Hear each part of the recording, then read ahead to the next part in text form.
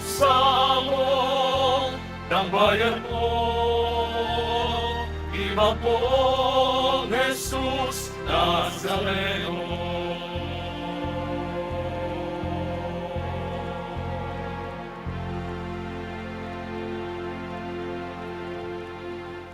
Sa ngalan ng Ama at ng Anak at ng Espiritu Santo, Amen. ang pagpapala ng ating Panginoong Hesukristo, ang pag-ibig ng Diyos Ama, at ang pakipagkaisa ng Espiritu Santo, naway sumainiyong lahat. At sumaiyo rin. Mga kapatid, aminin natin ang ating mga kasalanan upang tayo'y maging marapat gumanap sa banal na pagdiriwang. Tayo pong lahat, inaamin ko sa makapangyarihang Diyos At sa inyo mga kapatid, na lubha akong nagkasala sa isip, sa salita, sa gawa, at sa aking pagkukulang. Kaya isinasamo ko sa mahal na Birheng Maria, sa lahat ng mga anghel at mga banal, at sa inyo mga kapatid, na ako'y ipanalangin sa Panginoong ating Diyos. Kaawaan tayo ng makapangyarihang Diyos, patawarin tayo sa ating mga kasalanan, at patnubayan tayo sa buhay na walang hanggan. Amen. Panginoon, kaawaan mo kami. Panginoon, kaawaan mo kami.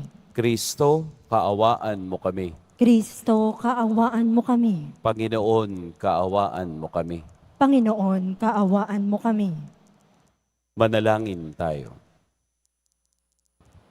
Ama naming makapangyarihan, niloob mong akuin ng iyong anak ang krus at kamatayan upang ang sangkatauhay matubos at mabuhay. Ang pag-ako namin sa krus at kamatayan dito sa lupa, ayon sa diwa ng pagsunod sa iyong loob na ginanap ng iyong anak, ay magpaging dapat nawang aming kamtin ang lubos na katubusan at pagkabuhay sa iyong piling sa pamamagitan ni Hesukristo, kasama ng Espiritu Santo, magpa sa walang hanggan. Amen. Magsiupo muna po ang lahat.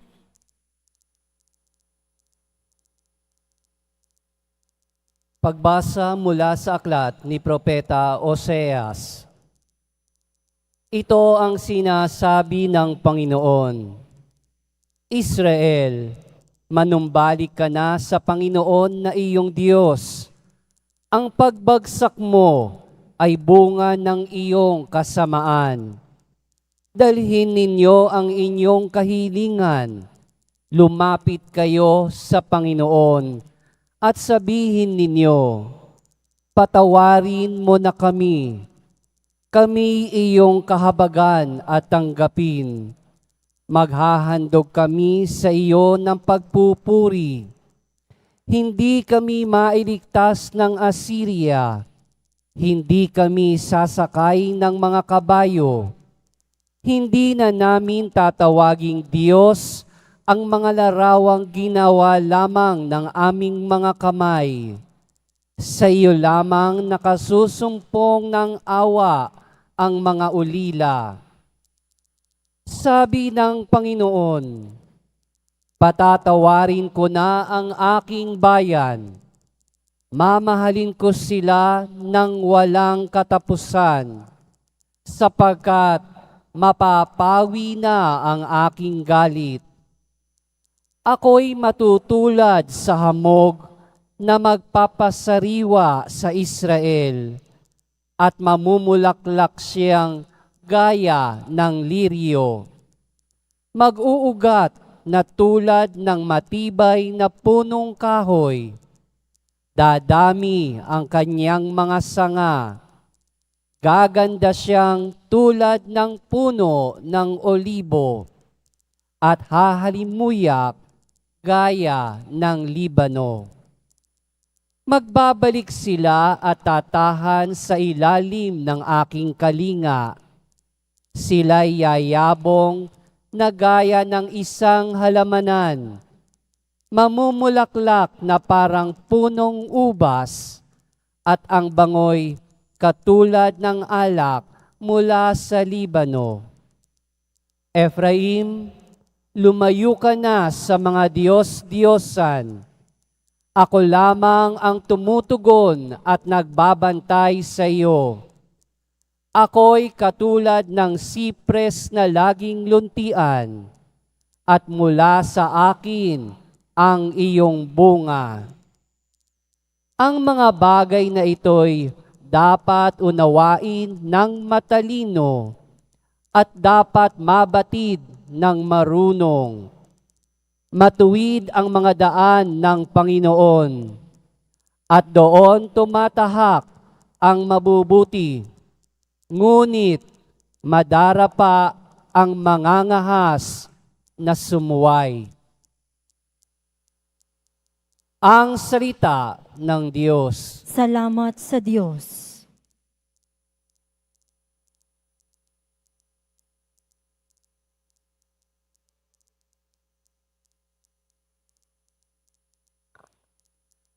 Pupurihin ko kailanman ang dakila mong pangalan. Pupurihin ko kailanman ang dakila mong pangalan. Ako'y kaawaan, o mahal kong Diyos, sang-ayon sa iyong kagandahang loob.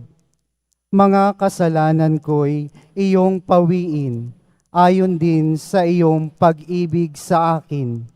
Linisin mo sana ang aking karumhan, at ipatawad mo yaring kasalanan. Pupurihin ko kailanman ang dakila mong pangalan. Nais mo sa aking isang pusong tapat. Puspusin mo ako ng dunong mong wagas. Ako ay linisin, sala ko'y hugasan, at ako'y puputi na walang kapantay. Pupurihin ko kailanman ang dakila mong pangalan. Isang pusong tapat sa aking likain. Bigyan mo, O Diyos, ng bagong damdamin. Sa iyong harapay, huwag akong alisin. Ang Espiritu mo ang papaghariin. Pupurihin ko kailanman ang dakila mong pangalan. Ang galak na dulot ng iyong pagliligtas, ibalik at ako ay gawin mong tapat. Turuan mo akong makapagsalita at pupurihin ka sa gitna ng madla. Pupurihin ko kailanman ang dakila mong pangalan. Magsitayo na po ang lahat.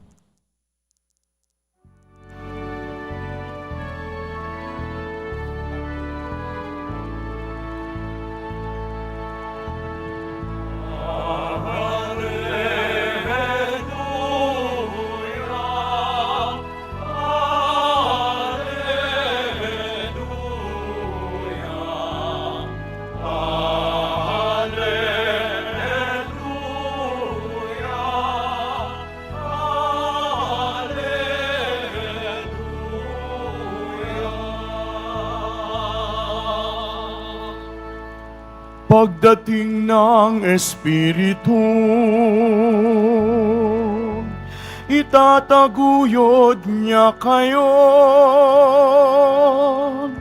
sa tanang itinuro ko.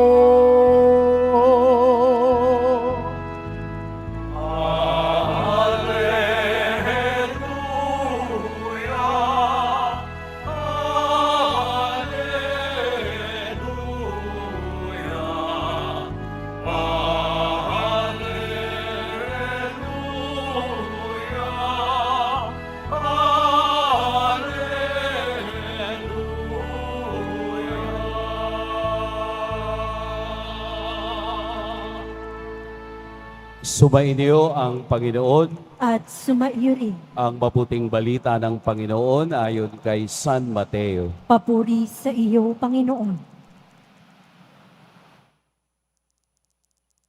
Noong panahong iyon, sinabi ni Jesus sa kaniyang mga apostol, "Ngayon, sinusugo ko kayo na parang mga tupa sa gitna ng mga asong gubat. Maging matalino kayo, gaya ng mga ahas, at matapat, gaya ng mga kalapati.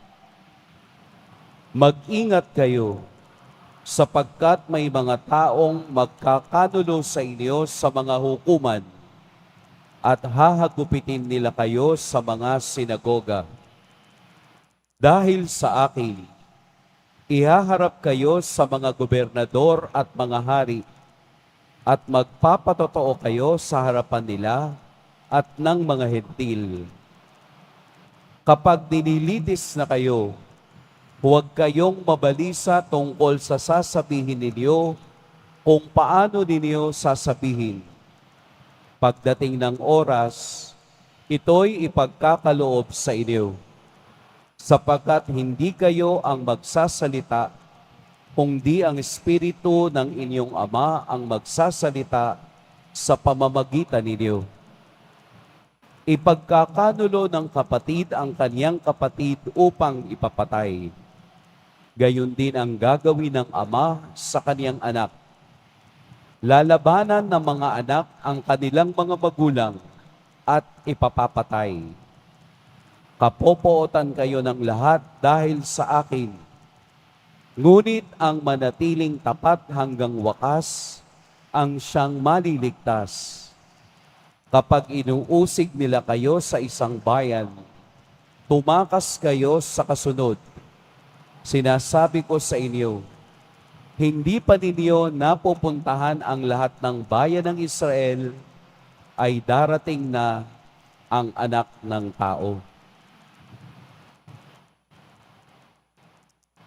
Mga kapatid, ang mabuting balita ng Panginoon. Pinupuri ka namin, Panginoong Hesukristo. Magsiupo muna po ang lahat. Atin pong purihin at dakilain ang ating Poong Jesus Nazareno. Nang pumutok ang paggamit ng social media, marami ng mga tao ang naging motivational speaker. Maya't maya may mga pumapasok na mga feed sa inyong wall ng mga paalaala, mga advice, mga magagandang bagay na dapat tahakin ng tao. Merong iba tumatalakay sa problema. Merong iba ay tumatalakay sa relationship. Meron namang iba tumatalakay sa pera. Iba't ibang aspeto ng buhay ng tao ang binibigyang pansin ng mga motivational speaker. Diba, meron na nga naging sikat dahil sa kaniyang motivational rise. Alam naman natin yun lahat, no? Pero gayon pa man, nagpapasalamat tayo sa mga motivational speakers na ganito. Na para bang kapag kailangan natin ng magandang salitang gustong marinig, gusto nating makarinig mula sa ibang tao ng magagandang bagay. Pero kung tutuusin, kahit na ang mga motivational speakers, kailangan din ng motivation. Upang masabi nila to at magawa nila ito, kailangan din ng motivation mula sa iba. It could be a motivation coming from loved ones, a motivation from a friend, or a motivation from your peers o mga grupo. Wala na tayong ibang pinakamagaling na motivator, pinakamagaling na motivational speaker rather than Jesus. Wala nang pinakamagaling pa kung hindi ang ating Poong Jesus Nazareno. Sa ating ebanghelyo, hindi lamang motivation ang kaniyang ibinigay, kung hindi babala sa mga unang alagad na kaniyang isinugo upang gawin ang lahat ng kaniyang ginagawa at ibahagi sa iba. Ano yung ginagawa ni Jesus na gusto niyang ibahagi sa iba? Nabasa natin at napakinggan sa mga nakaaraang ebanghelyo ang pagpapahayag ng mabuting balita, ang pagpapalayas ng masamang espiritu, ang magpagaling na mga may sakit. Kung ano ang ginagawa ni Jesus Yun ang kaniyang ipinasa sa 12 at ang 12 naman ang magpapasa sa nangangailangan nito. Pero bago nila ito magawa, sila muna ay nakinig at nag-aral sa harapan ni Jesus. Dinama muna nila. They experience how to be with Jesus day in and day out. Kahit na sa araw-araw ng kanilang paglalakbay, palagi silang may nadidiscover na magandang bagay tungkol kay Jesus. Kaya ang Ebanghelyo ay pagpapakita sa lahat ng sumusunod sa Kanya, hindi lamang na mga unang 12 alagad, kung hindi tayo ring naniniwala at sumusunod sa Kanya. Sa Ebanghelyo, binigyan tayo ni Jesus ng babala. Ano po yung babala? Maging matalino kayo gaya ng ahas at matapat gaya ng kalapati. Paano ba maging matalino gaya ng ahas? Ang ahas po, sa panahon ngayon, simbolo ng kasamaan. Nung panahon ni Moses, ito ay simbolo ng paggaling. So lahat ng tumingin sa ahas na ginawa ni Moses ay gumagaling. Ibig sabihin po noon, lahat tayo na sumusunod sa Diyos ay mayroon ding kapangyarihang magpagaling ng nararamdaman ng iba. Marunong din tayong umunawa at magpagaling sa dinaranas ng iba. Gaya ng kalapating matapat na kahit na lumayo sa kaniyang paglipad, mulit-muling babalik sa kaniyang tirahan. Tayo man ay nakakalimot sa Diyos, tayo man ay lumalayo at naghahanap ng ating ikabubuhay, babalik at babalik pa rin tayo sa tahanan ng ating Poong Jesus Nazareno. Isa rin sa napakagandang bagay na ibinigay ni Jesus ay maging tupa sa gitna ng mga asong gubat. Ano ba ang tupa? Alam natin yon.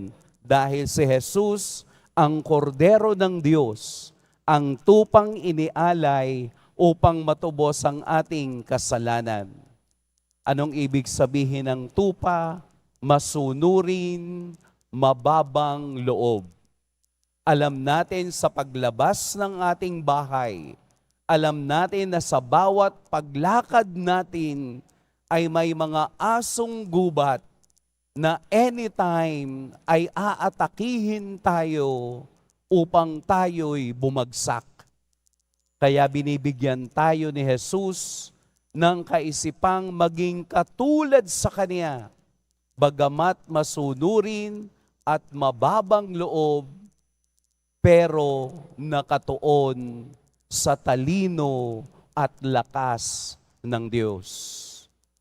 Alam natin sa paglabas ng bahay, left and right ang pwedeng sumilo, tumira, kumagat, manira, ibagsak ang ating pagkatao.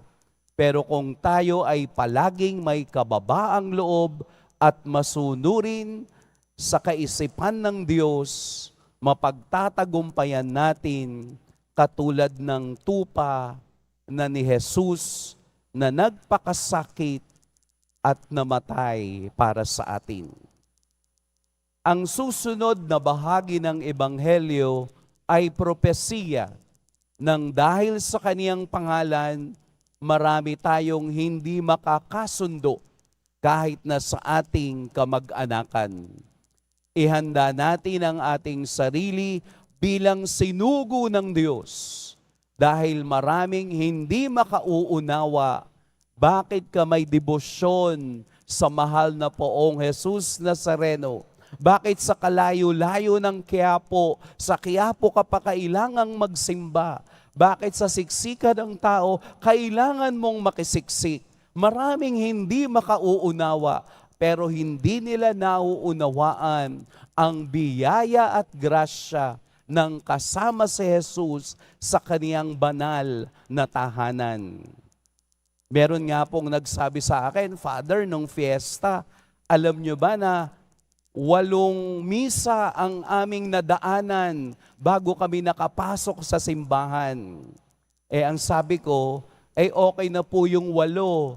Bakit nag-siyam na misa pa kayo? Dahil hindi po kumpleto ang aming pagpunta sa Quiapo pag hindi kami nakapasok sa loob at hindi kami naka-attend sa misa na aming dadatnan. Makita mo yung motivation sa kanya. Makita mo yung kaniyang pagnanais na makita si Jesus. Pagnanais na makasama ang sambayanan sa pag-awit at sa pagsamba sa nag-iisang Diyos. Araw-araw po sinusugo tayo. Araw-araw tayo'y ipinapadala sa mundong minsang ayaw sa atin. Pero ito ang dapat nating gawin, ang yakapin na may pagpapakumbaba, ang yakapin ang mundo na may pagsunod sa diwa ng Diyos upang ating mapagtagumpayan ang hamon at paglalakbay ng buhay. Kung papaanong ang mga alagad na ito ay naging matagumpay na at kasama na ng Diyos sa kalangitan, tayo ay hinihintay nila para tayo naman ang magtagumpay sa hamon ng buhay. At wala tayong ibang papakinggan na pinaka-the best na motivational speaker other than Jesus. Sa kaniyang mga salita, naroon ang pagpapatunay. Dahil sa kaniyang salita, lumalabas ang lahat sa gawa. Bago sabihin ni Jesus, ipinapadama, ipinapakita, ibinabahagi kung ano ang magiging katapusan nito. Ito ang ating misyon, ang maging sugo ni Jesus sa panibagong hamon ng takbo ng mundo. Maging matatag po tayo. Amen. Pagpalain tayo ng poong may kapal.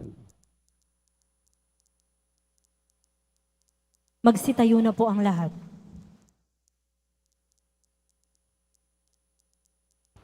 Mga minamahal kong mga kapatid, idulog natin sa mahal na poong Jesus Nazareno ang ating mga kahilingan.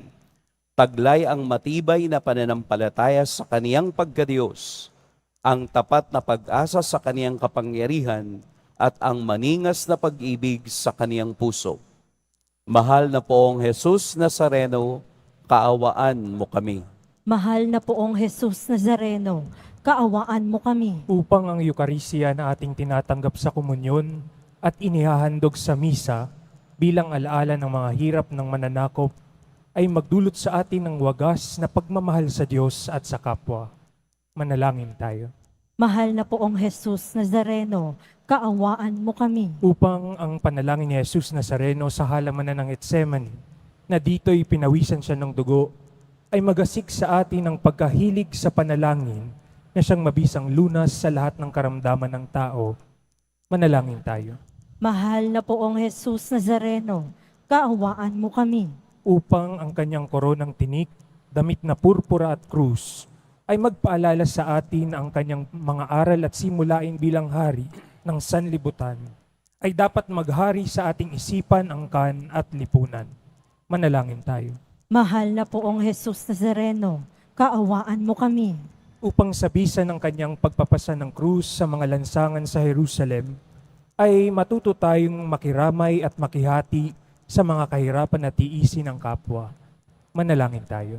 Mahal na poong Jesus Nazareno, kaawaan mo kami. Upang tulungan tayo ng mahal na Birhen, ina ng hapis, na maging tunay na larawan ng kanyang anak sa isip, wika at gawa, nang sa gayon ay makamit ang ating kahilingan sa poong Jesus Nazareno. Manalangin tayo. Mahal na poong Jesus Nazareno, kaawaan mo kami. Ama naming mapagmahal, nahayag sa salita, gawa, buhay at kamatayan ng iyong anak, na ang Diyos ay pag-ibig. Maipahayag dinawa namin ang katotohanan ito sa pamamagitan ni Jesus Nazareno, Panginoon namin magpas sa walang hanggan. Amen. Magsiupo muna po ang lahat.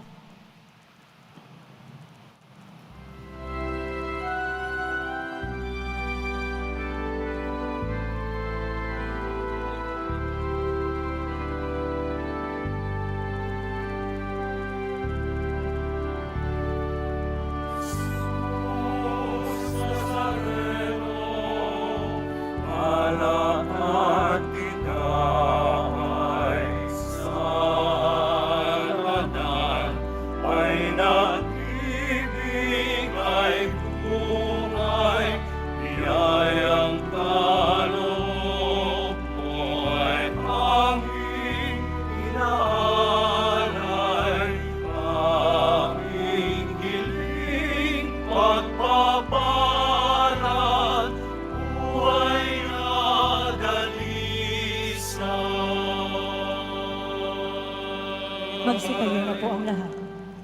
Manalangin kayo mga kapatid upang ang paghahain natin ay kalugdan ng Diyos amang makapangyarihan.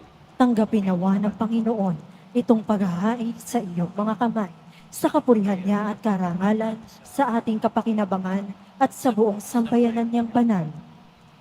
Ama naming lumikha, sa ikapagpapatawad ng mga kasalanan, maganap nawa ang paghahain ito na sa dambana ng krus ay siyang pumawi sa kasalanan ng buong mundo sa pamamagitan ni Jesucristo, kasama ng Espiritu Santo, magpas sa walang hanggan.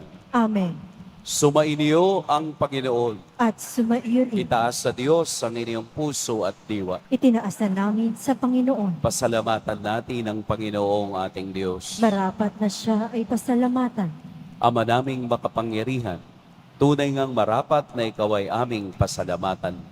Iyong ipinasyang sa kahoy na krus, ang sangkatauhay tubusin ni Jesus. Sa punong kahoy nagkapuwang ang kamatayan. Sa kahoy na krus, itinanghal ang pagkabuhay. Sa punong kahoy na naig ang sumuway sa iyo. Sa kahoy na krus, siya'y nadaig ng masunuring anak mo. Kaya kaysa na mga anghel na nagsisiawit ng papuri sa iyo, nang walang humpay sa kalangitan, kami nagbubunyi sa iyong kadakilaan.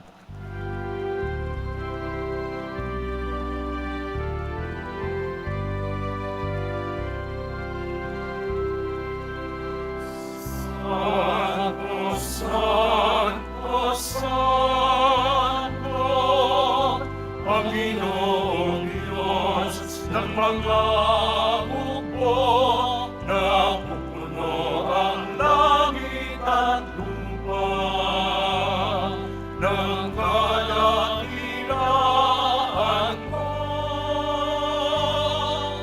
Hosana sa kaitaasan, pinagpalang na paririto sa ngalan ng Panginoon. Hosana sa kaitaasan.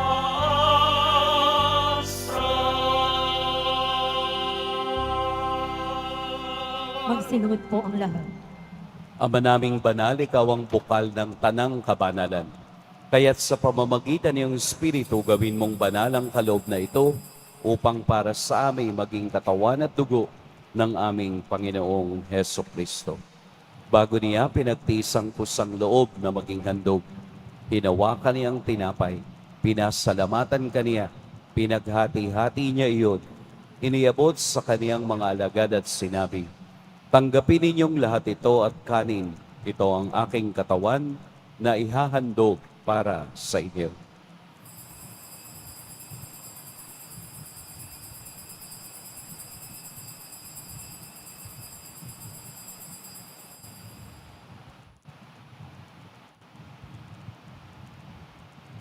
Gayun din naman, noong matapos ang hapunan, hinawakan niya ang kalis, muli kaniyang pinasalamatan.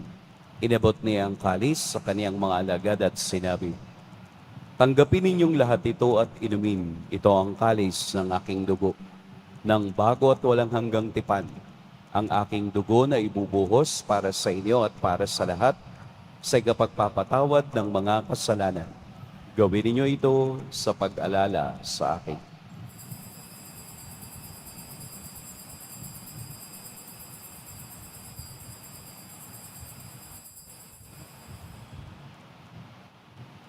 Magsitayo na po ang lahat. Ipagbunyi natin ang misteryo ng pananampalataya. Si Kristo'y namatay, si Kristo'y nabuhay, si Kristo'y babalik sa wakas ng panahon. Ama, ginagawa namin ngayon ang pag-alala sa pagkamatay at muling pagkabuhay ng iyong anak. Kaya't iniaalay namin sa iyo ang tinapay na nagbibigay buhay at ang kalis na nagkakaloob ng kaligtasan. Kami nagpapasalamat dahil kami iyong minarapat na tumayo sa harap mo para maglingkod sa iyo. Isinasamo namin kaming magsasalo-salo sa katawan at dugo ni Kristo ay mabuklod sa pagkakaisa sa pamamagitan ng Espiritu Santo. Ama, lingapin mo ang iyong simbahang laganap sa buong daigdig. Puspusin mo kami sa pag-ibig kay San Francisco na aming Papa at ni Jose na aming Obispo at ng Tanang Kaparian. Alalahanin mo rin ang mga kapatid naming nahimlay nang may pag-asang sila'y muling mabubuhay, gayon din ang lahat ng mga pumanaw.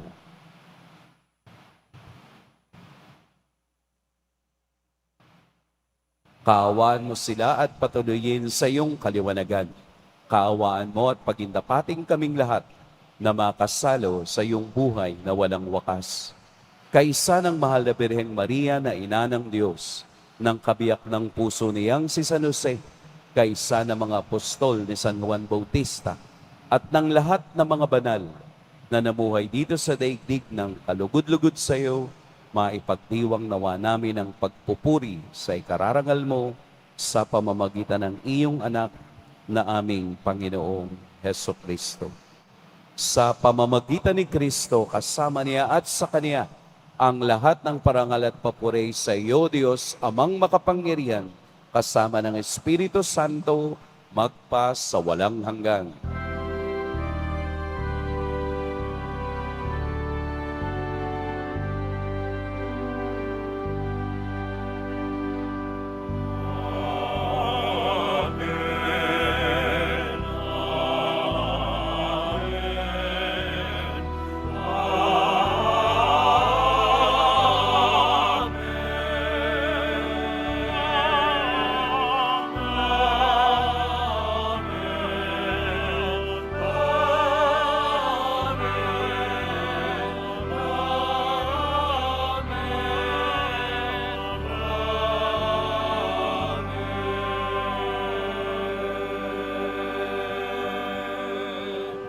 Sa tagubini ng nakagagaling na utos at sa turo ni Jesus na Panginoon natin at Diyos, awitin natin ng lakas loob.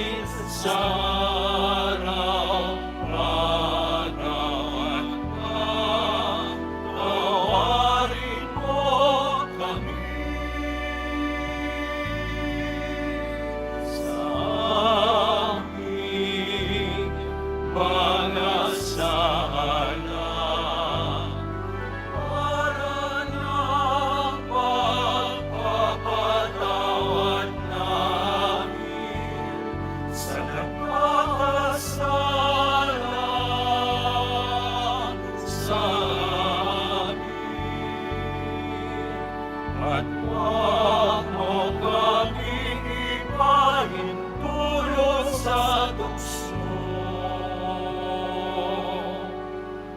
At yadya mo kami sa lahat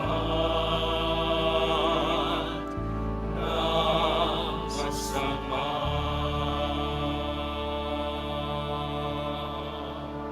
Hinihiling namin kaming iadya sa lahat ng masama.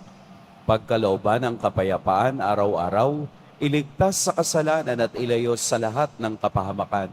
Samantalang aming pinananabikan ang dakilang araw ng pagpapahayag ng tagapagligtas naming si Heso Kristo. Sapagkat iyo ang kaharian at ang kapangyarihan at ang kapurihan magpakailanman. Amen. Panginoong Heso Kristo, sinabi mo sa iyo mga apostol, kapayapaan ang iniiwan ko sa inyo, ang aking kapayapaan ang ibinibigay ko sa inyo. Tunghayan mo ang aming pananampalataya at huwag ang aming pagkakasala. Pagkalooban mo kami ng kapayapaan at pagkakaisa ayon sa iyong kalooban, kasama ng Espiritu Santo, magpa sa walang hanggan. Amen. Ang kapayapaan ng Panginoon naway laging sumainiyong lahat. At sumaiyo rin. Magbigayan kayo ng kapayapaan sa isa't isa. Kordero ng Diyos na nag-aalis ng mga kasalanan ng sanlibutan, maawa ka sa amin. Kordero ng Diyos na nag-aalis ng mga kasalanan ng sanlibutan, maawa ka sa amin. Kordero ng Diyos na nag-aalis ng mga kasalanan ng sanlibutan, ipagkaloob mo sa amin ang kapayapaan. Magsiluhod po ang lahat. Narito si Jesus ang patuloy na nagsusugo sa atin. Ito ang kordero ng Diyos. Ito ang nag-aalis sa mga kasalanan ng sanlibutan. Mapapalad ang inaanyayahan sa kaniyang piging. Panginoon, hindi ako karapat-dapat na magpatuloy sa iyo, ngunit sa isang salita mo lamang ay gagaling na ako.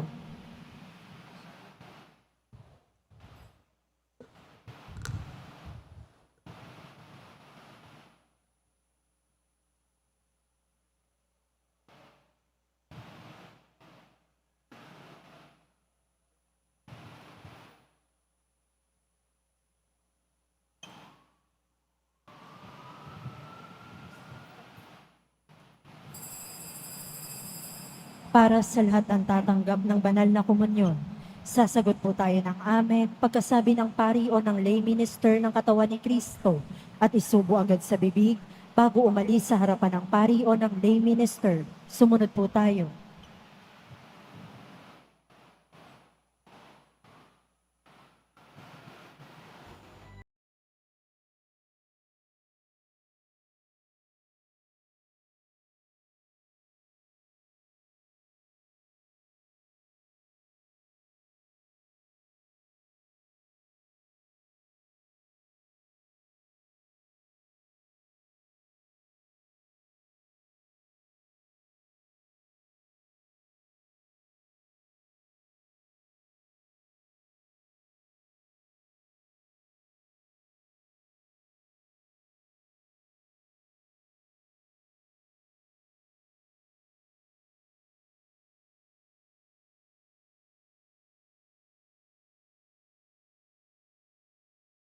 Panginoong Heso Kristo, kaming nagsalo-salo sa banal na pakikinabang ay nakikiusap sa iyo na ang mga nasagip ng kahoy na krus na nagbibigay buhay ay iyong ihatid sa pagkabuhay sa kaluwalhatian, sapagkat ikaw ang Panginoon magpa sa walang hanggan.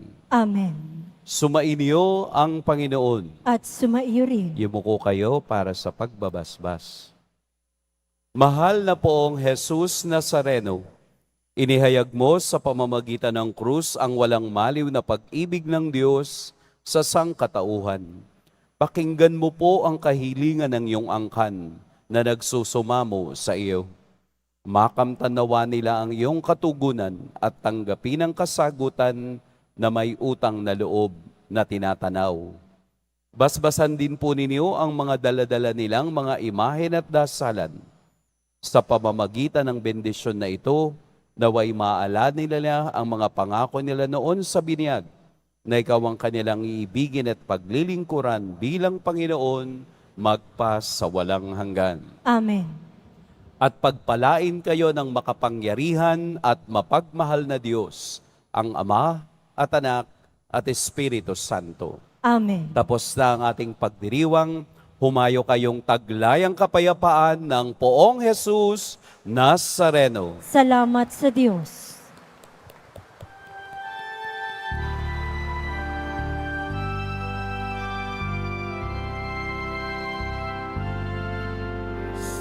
Padre Jesus Nazareno, sinasamba ka namin, pinipinto ka namin, ano ang aming buhay at kaligtasan. Cristo Padre Jesus Nazareno, iligtas mo kami sa kasalanan.